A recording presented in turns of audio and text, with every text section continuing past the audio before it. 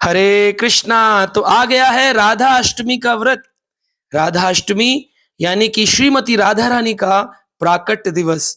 आज से 5000 साल पूर्व श्रीमती राधा रानी इसी दिवस पर भाद्रपद महीने की अष्टमी तिथि शुक्ल पक्ष अष्टमी तिथि को प्रकट होती है। भगवान श्री कृष्ण भाद्रपद महीने के कृष्ण पक्ष की अष्टमी को प्रकट होते हैं।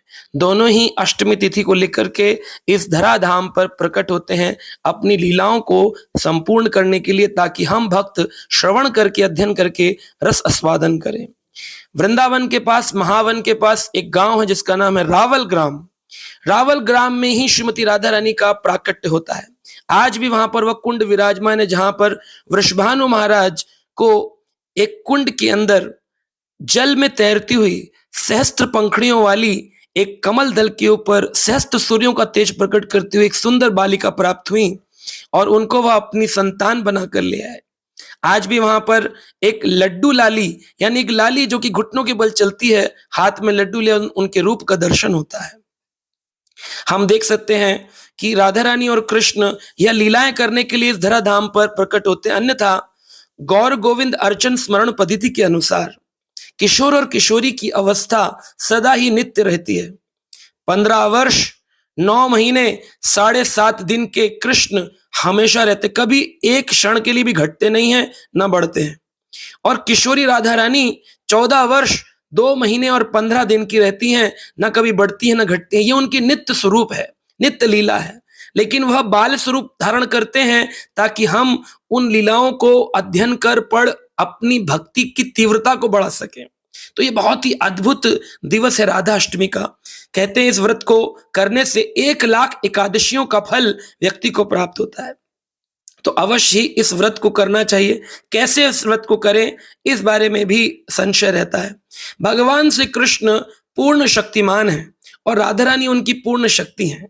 तो ये जो पूर्ण शक्ति जब इस धराधाम पर प्रकट होती हैं तो उनके उत्सव दोपहर के 12 बजे तक बनाए जाते हैं।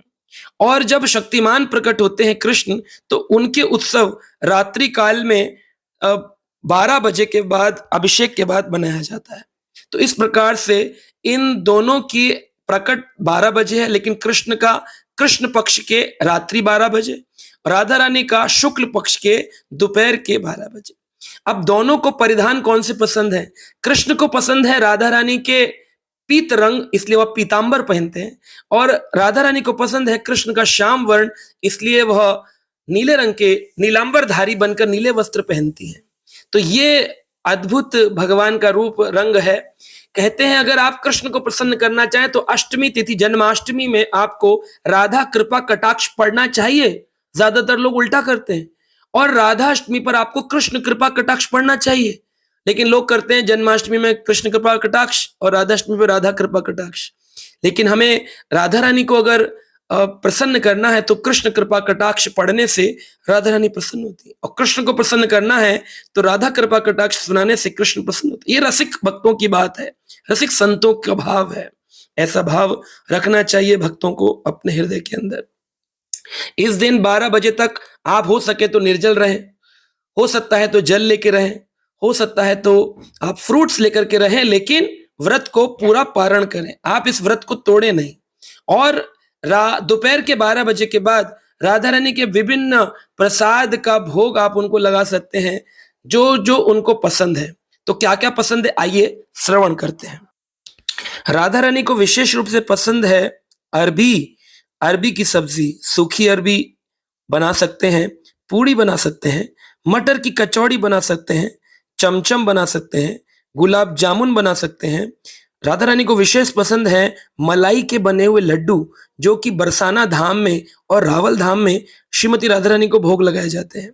मालपुआ लगा सकते हैं आप राधा रानी को भोग, बूंदी के लड्डू लगा सकते हैं आप राधा रानी को भोग। तो इस प्रकार से विशेष व्यंजन बनाकर राधा रानी को भोग लगाएं, और अन्न का प्रसाद दोपहर के 12 बजे के बाद राधा रानी का अभिषेक कर सकते हैं अपने घर में। अगर आपके घर में राधा कृष्ण के विग्रह है नहीं है तो आरती कर सकते हैं, पुष्पांजलि कर सकते हैं, उनको पुष्प चढ़ाएं, उनको प्रार्थना करें, आरती करें, और उसके बाद भोग लगाने के बाद दोपहर के 12 बजे के बाद आप अन्न ग्रहण करके इस व्रत को पूर्ण कर सकते हैं। तो राधा रानी अति कृपालु हैं, दीन दयालु हैं, भक्तों पर बड़ी विशेष कृपा करती हैं।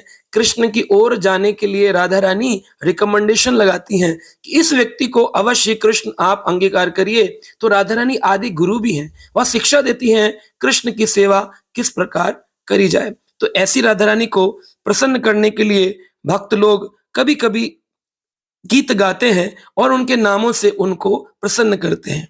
मखेश्वरी, क्रियेश्वरी, स्वधेश्वरी, सुरेश्वरी, त्रिवेद भारतीश्वरी, प्रमाण शासन ईश्वरी, रमेश्वरी, शमेश्वरी, प्रमोद कानन ईश्वरी, ब्रजेश्वरी, व्रजाधिपे, श्री राधिके नमस्तुते।